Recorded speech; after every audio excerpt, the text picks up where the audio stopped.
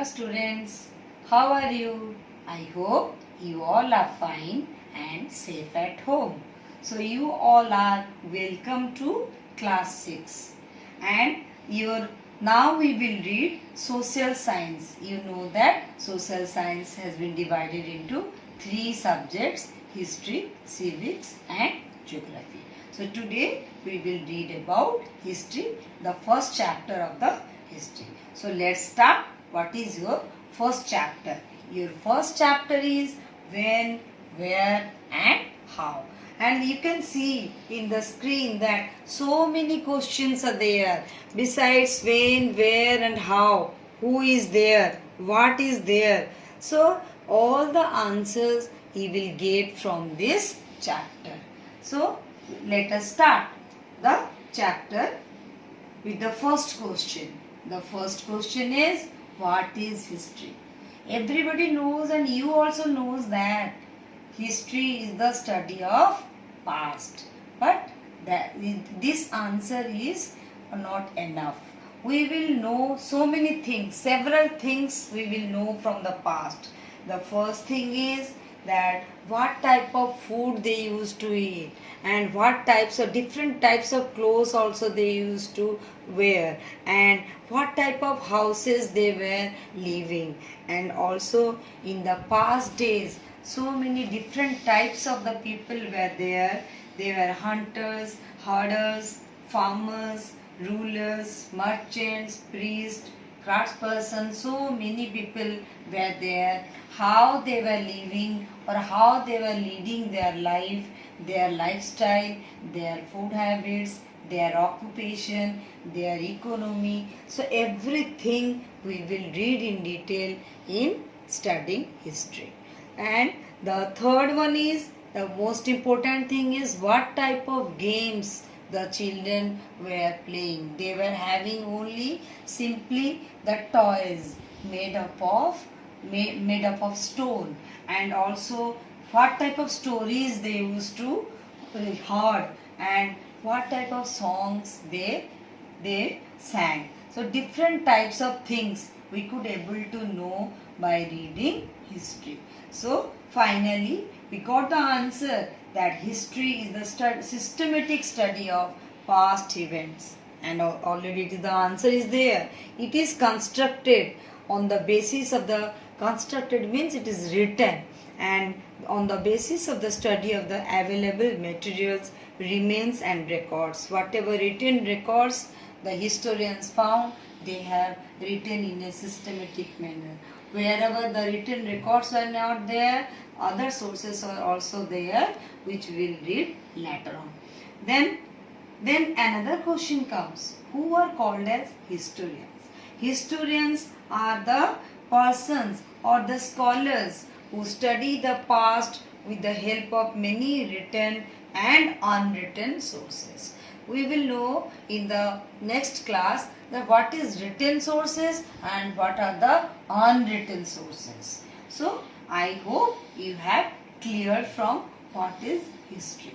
So next we will go to the timeline, which is very important. The timeline is if we will see the timeline, all the timeline has been prepared by the historians for the systematic study, or it makes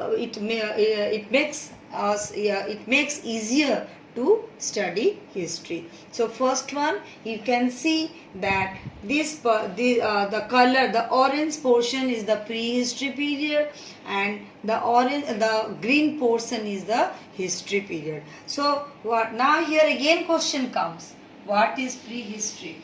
Prehistory is the period when the people, the early man, they did not know to read and write.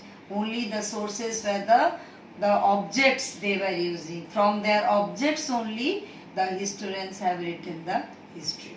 And the history is a period when the people or the early man, they started reading and writing. So the written records were available through which the historians could able to write history.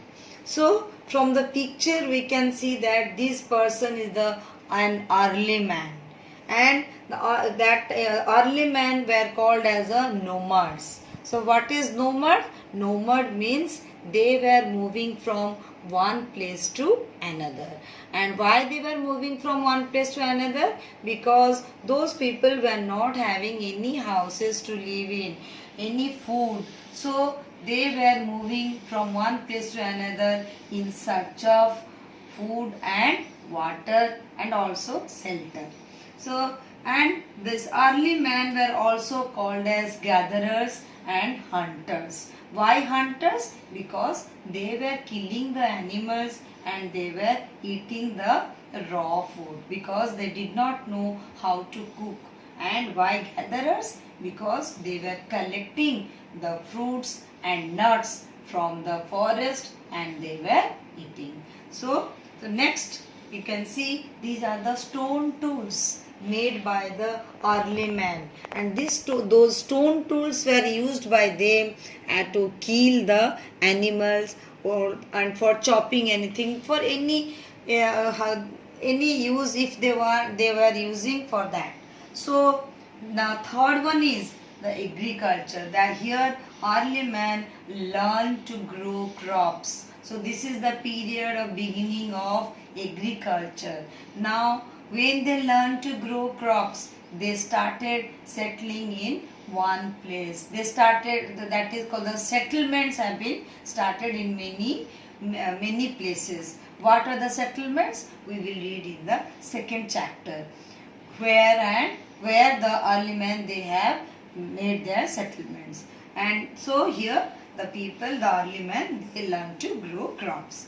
Then the third one, you can see the written records. This is called as inscription, where now the people have already learned to read and write. So they have given the written records. Now the historians could able to find out the written records. Then we can see the stream engine. That means they started reading, writing, and from that day onwards they started developing. And what are the developments? Slowly we will read in the second, third and fourth chapter where Indus Valley civilization is there. So what are the developments made by the people stage by stage? You will read in history only. So here the steam engine, that means so many things were invented, discovered by the scientists, and these are the developments you can see from you can know from the timeline. So the simple definition is, a timeline is one way of depicting events of the past, and it shows that at a glance a few major events that occurred over the past 1 million years ago.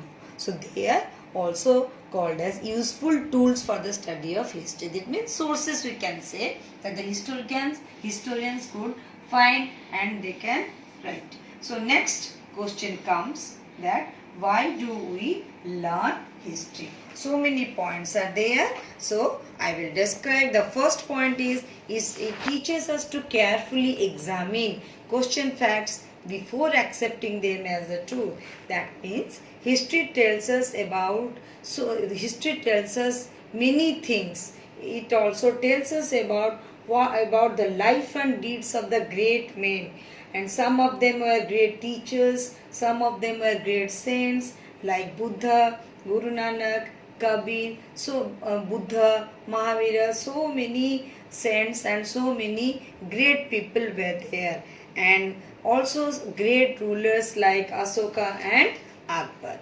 So now it helps, and second one is it helps to learn the mistakes and educate us for better decision making. That means history is a great teacher. There are many lessons to be learned by us from the past.